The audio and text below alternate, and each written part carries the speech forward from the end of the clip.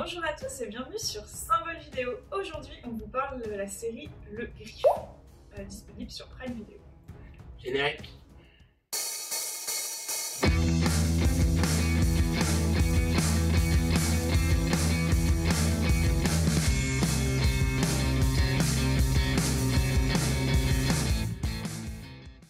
Salut à tous, c'est un plaisir de vous retrouver.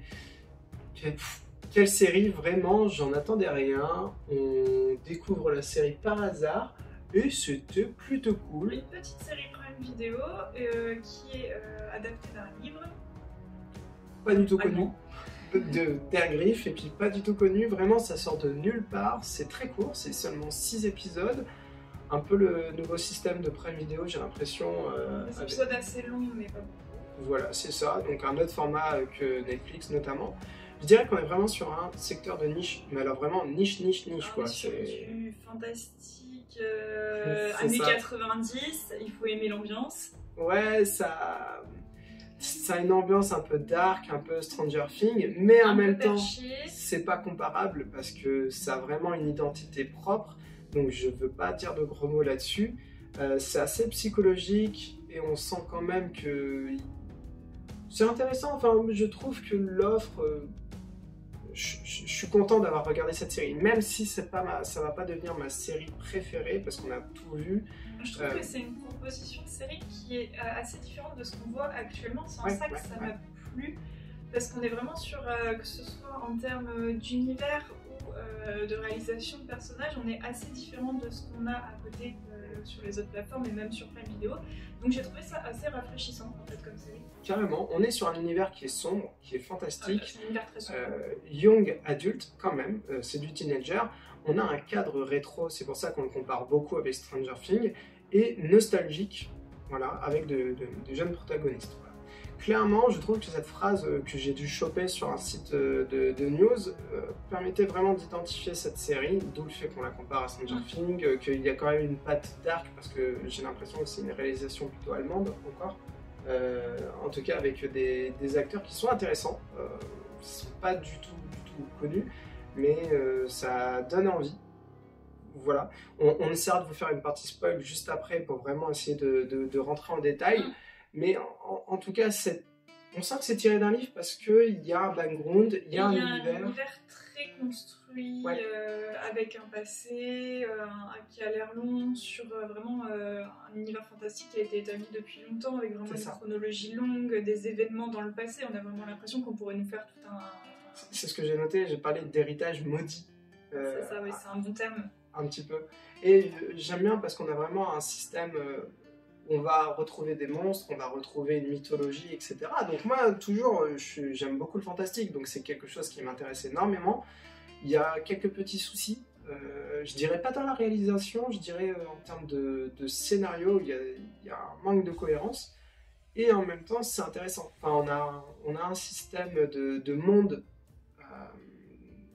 un monde... Moi, je dirais pas que c'est un manque de cohérence dans le scénario, je dirais que le monde est un peu complexe et prend quelques libertés un peu sur l'espace. Du coup, c'est pas forcément, pour moi, c'est pas vraiment un problème de scénario, c'est plus un problème d'univers qui est complexe à comprendre. Tu vois ce que je veux dire? Ça, avec les étages de la tour et tout.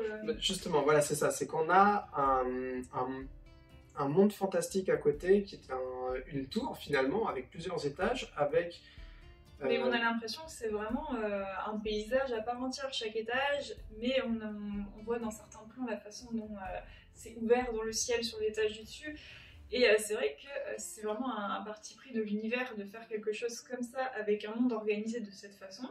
J'aurais envie de dire qu'on sent du copier-coller, alors qu'en fait pas du tout, parce que ça vient d'un vieux livre, mais notamment on retrouve beaucoup cet univers manga, animé, alors ça va pas du tout te parler, mais tu me l'as dit quand on regardait, oui. Grosso modo, un système d'étages avec une tour où on essaye de progresser, de comprendre ce qui se passe. Chaque étage de la tour est bien particulier à son mode de fonctionnement. Ça, il y a plein d'animes qui sont dans ce système-là, que j'aime beaucoup. D'ailleurs, Sword Art Online en fait partie. Il y a d'autres animés, je ne sais plus les noms, mais voilà, c'est un concept que j'aime bien, donc moi ça me va. Après, mais moi aussi, j'ai trouvé qu'il y avait un petit côté un peu Jumanji. Oui, c'est vrai, c'est vrai. Tu vois, par rapport à la façon dont ils sont plongés dans l'univers, notamment Marc et surtout Memo, qui ne connaissent pas l'univers et qui se retrouvent coincés dedans, surtout Memo qui reste coincé. On en parlera de ça après parce que c'est un des trucs un peu cringe qui va pas du tout. Mais c'est ça, c'est Jumanji, bah, déjà au niveau de la patte graphique, au niveau de la temporalité, parce qu'on n'est pas à notre époque, on est dans une époque beaucoup plus... on est dans les années 90. Oui, si je dis pas de bêtises, c'est en... J'ai peur de dire des bêtises, mais j'ai peur de confondre entre 88 et 93. Il me semble que c'est entre ces deux eaux, je sais plus exactement. Je crois que le livre est de la fin des années 80 et que ça se passe dans les années 90. Ça, exactement, merci. C'est qu'on a un livre qui est de 89 et pourtant on a un univers qui est des années 92-93. Et donc on dit, bah forcément si le livre est sorti avant, il y a eu une adaptation à un moment donné. Voilà, ils ont fait des choix scénaristiques, pourquoi pas. Il y a un truc quand même qui m'embête, c'est les monstres. La façon dont sont faits les monstres. C'est pas bien fait, c'est pas beau. Bah, c'est vrai que les effets spéciaux, il y a eu beaucoup de séries, on a trouvé que les monstres n'étaient pas forcément très bien faits. Là, effectivement... Bah, après, on est dans du fantastique, c'est pas facile, il faut beaucoup... Moi, même la statue vers le début de la série, j'ai trouvé que c'était pas très bien. Ah ouais, alors que ça, je trouvais que ça allait, mais clairement, quand on part sur du fantastique avec des monstres... Après, les gros monstres me gênent, mais les petites bestioles, ça va. Soit on a des personnes de talent qui arrivent avec peu d'argent à faire quelque chose d'incroyable. Là, on sent qu'ils n'ont pas d'argent et qu'en même temps, ils étaient partis plus sur... J'ai pas trop l'impression qu'on a beaucoup de CGI, j'ai plus l'impression qu'on a vraiment des artistes qui ont posé des têtes de monstres sur des acteurs, etc. Tu vois, on avait regardé des émissions de télé-réalité comme ça où ils faisaient des concours, comment ils appelaient ça, où il y avait de maquillage, des machins, des prothésistes et tout ça.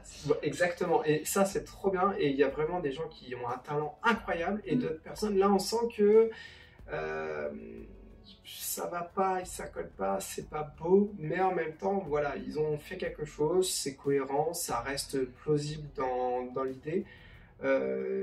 Il y a un peu de CGI, je pense notamment au Griffon, on va pas trop spoil, mais on a c'est des monstres, mais en même temps tu sens que c'est un clan, c'est un peuple à part entière du bouquin, etc. Ils ont des prothèses sur la tête, ça passe, mais ça aurait pu être mieux fait. Après, s'ils ont un meilleur budget, bah, tant mieux. Après, c'est Prime Video, donc on verra bien ce qu'il en est. J'ai peur quand même que ce soit annulé, qu'on n'ait pas de saison 2, mais on verra bien. Ouais. C'est très je dirais que c'est vraiment un public très niche. Là, pour le coup, c'est très spécifique. Déjà, il faut être un peu geek, je dirais, pour aimer l'univers, enfin, la proposition d'univers fantastique assez complexe comme ça. Déjà, il faut être un peu geek de base, ou être très très fan du fantastique, et aimer les ambiances très dark. Ouais, et par contre, un truc qui est génial, et vraiment ça, j'aurais dû en parler avant, je suis désolé, c'est la musique, c'est exceptionnel.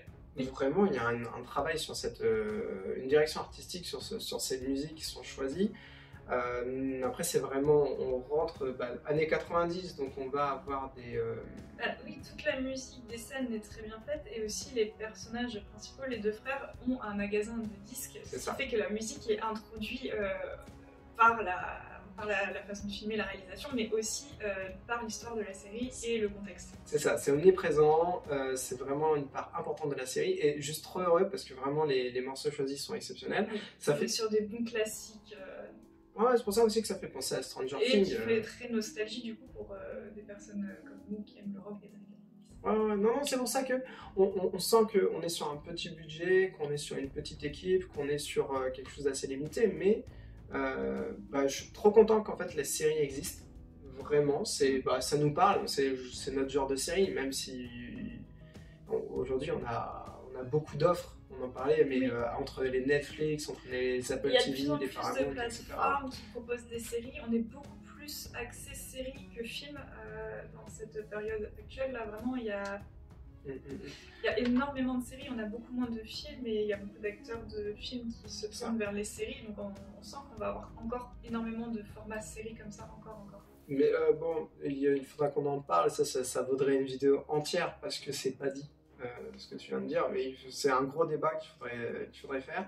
En tout cas, c'est assez cool qu'on ait eu autant de séries dernièrement, c'est que vraiment, si vous avez un genre particulier que vous aimez beaucoup en série, vous avez quand même le choix dans le genre que vous aimez. Exactement, et ça c'est trop bien, on a un choix, on a un panel de séries qui est assez cool, c'est ça. Bon, on parlait de Jumanji, c'est pas une série, mais... Non, c'est un film, mais c'était pour l'univers, oui. Voilà, exactement, et puis il y a eu d'autres séries qui sont sorties, alors j'ai plus les noms en tête dans ce genre-là. Est-ce qu'on ferait pas une petite partie spoil? Ah oui, on peut y aller. Même si j'ai plus grand chose à dire. Bah non, parce qu'on n'a pas forcément besoin d'aller vraiment dans le détail de l'histoire. Moi, en partie spoil, c'est juste, j'ai pas envie de spoil ça, c'est juste pour critiquer 2-3 trucs, et après j'aurais fini, donc désolé de critiquer, hein, mais c'est aussi notre métier, mine de rien. Voilà. Quittez-nous si vous voulez pas être spoil, allez découvrir cette série, dites-nous si ça vous parle, si c'est un genre que vous aimez, revenez en parler. Voilà, on passe à la suite, c'est parti. En spoil, je dirais qu'il y a un truc qui m'a beaucoup déçu, c'est Memo, qui, il se passe 3 semaines. Ah, et ça devient un super survivant, il a construit une cabane, il connaît toute la faune et la flore locale. C'est n'importe quoi. Bah, il faut aussi rappeler que le monde dans lequel ils sont transportés, il y a une chronologie différente, et il améliore les capacités des personnes. C'est vrai. Il faut y penser aussi, parce que on le voit notamment directement parce que Memo, dans la réalité, dans l'univers réel, a un problème de jambe, il boite, et direct, quand il se retrouve dans le monde du Griffon, il ne boite plus, et plus il reste, plus ses capacités s'améliorent. Donc effectivement, il devient un super survivant, mais aussi parce que le monde améliore ses capacités physiques et mentales. Ouais, mais c'est rigolo parce que... C'est un parti pris, et puis il faut te dire aussi qu'il reste 3 semaines là-bas, que si c'était pas amélioré autant, il aurait crevé le pauvre. Oui, c'est ça, mais en même temps, tu te dis, il est pas solo, il doit faire attention de pas être repéré, en même temps, en comprenant l'histoire qu'en fait, il avait déjà été repéré depuis une belle lurette, c'est juste les méchants, ils sont en mode on s'en fout, c'est très bizarre. Notamment le Griffon, qui est au courant de beaucoup de choses, et qui va communiquer avec le clan, et alors ils ont un nom, mais... un but, vraiment lui il veut attirer Marc pour le manipuler, tout ça, donc oui, il veut pas juste les tuer. Il a vraiment un but définitif, et oui, il a une stratégie et tout ça, que ce soit dans le monde du Griffon ou dans l'univers réel où il a son désir. C'est ça. Et il y a des moments d'anthologie, notamment je trouve les fleurs, avec la pluie et avec les bestioles qui en sortent, et on est en mode tu vas passer une nuit de merde. C'est trop bien, vraiment, c'est pour ce genre de choses. Classe, hein. Ah mais classe, dans le monde réel, mais aussi dans cette tour, c'est des scènes incroyables. Après bon, ça se finit un peu vite dans la tour, notamment Memo qui dit t'inquiète, il suffit de rester sur le rocher et puis on attend et puis ça va passer. J'aurais aimé que ça soit un peu plus long et qu'ils aient un peu plus de stress, mais le concept... où on te dit bon il pleut, c'est pas fou, il faut fuir, ça va être la loose, et là Marc il est en mode bon ça va tranquille, c'est de la pluie, et tu vois toutes les fleurs et tu fais parce que nous on sait, on avait vu dans le monde leur connerie avec les fleurs, puis juste une bestiole déjà c'était la merde, et puis en plus plus elle se nourrit, plus elle grossit. Et là, tu te dis, mais ça peut être un carnage en termes d'écosystème s'il y a des bestioles qui arrivent à bouffer d'autres bestioles. Parce qu'il me semble qu'on a quand même des animaux, etc. dans ce monde. Donc moi, j'aurais bien vu un délire avec d'énormes bestioles, ils se bouffent entre elles. Et là, rester sur un rocher... du coup, l'intrigue sur les bestioles, elle est un peu rapide, mais on n'a que 6 épisodes. C'est ça. C'est un univers qui est grand, on n'a pas le temps de tout nous expliquer. On part plus Il faut aller assez vite.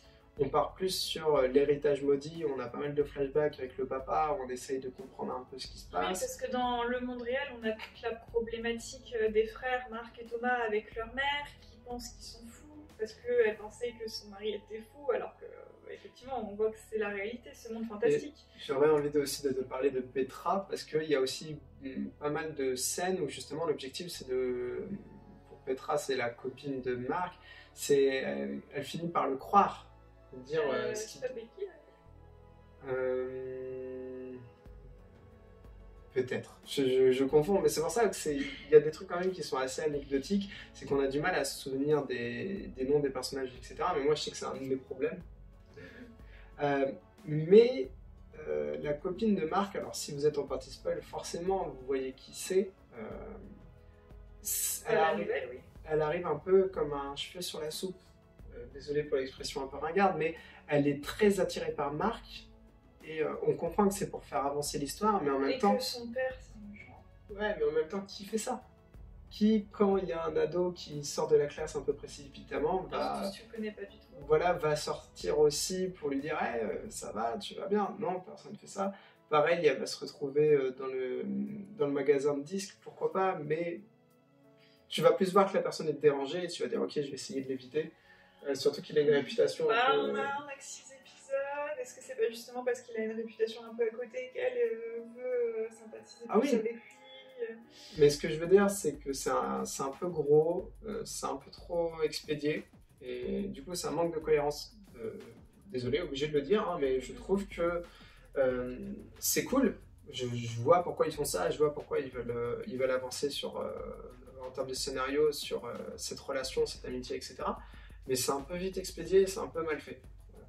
Fallait quand même le dire. Ok. Moi, j'ai tout dit. Bah oui, je pense qu'on a fait le tour. Voilà, bon bah parfait. On vous dit à la prochaine. Merci d'avoir regardé cette vidéo. C'est toujours un plaisir d'être là avec vous. On est à 500 abonnés, on est trop content vraiment de cette aventure. On ne sait pas si on est bon finalement dans ce qu'on fait, mais juste trop heureux en fait. Et bah, la passion. La passion avant tout, c'est con à dire, mais ça fait plaisir. Merci beaucoup. Au revoir.